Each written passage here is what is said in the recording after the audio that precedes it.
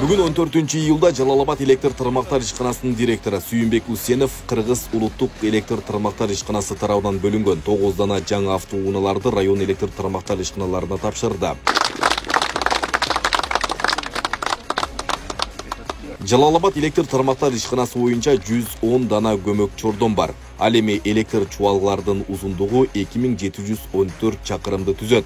Сүйүнбек Усенов өз сөзүндө техникалардын берилиши жумуштун сапатын жакшыртууга, калкты электр энергиясы менен камсыздоодо ишенимдүүлүктү арттырууга өбөлгө түзөөрүн билдирди. Жалал-Абад электр тармактар ишканасында бизде жакшы самал болуп атат.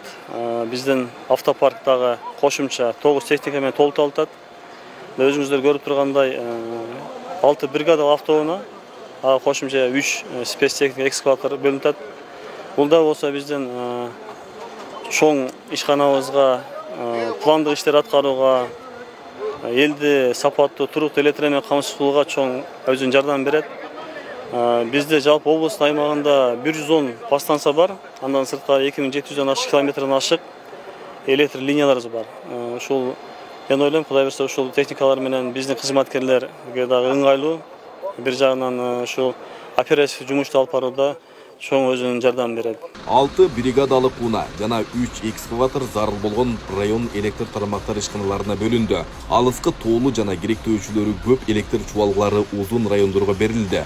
Автоунаалардын берилиши жумуш ыргагын тездетип, кызматкерлерге кошумча шарт боло алат.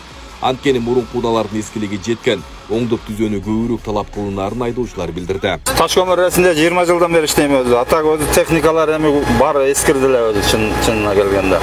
Азыр мына эми ушунча көңүл буруп техника бөлгөнүнө ыраазыбыз эми. Машиналар жакшы, бардык условиясы бар экен. Бригадага отдельно, жүккө отдельно үстүндө. Монтёрлорду бригаданы ташыйбыз ошондо.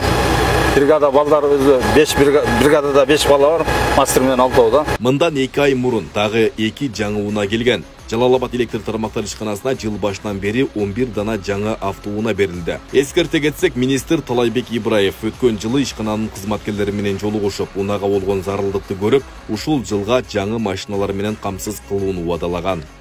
Айбек Исабеков, Замирбек Тойчубаев, Регион.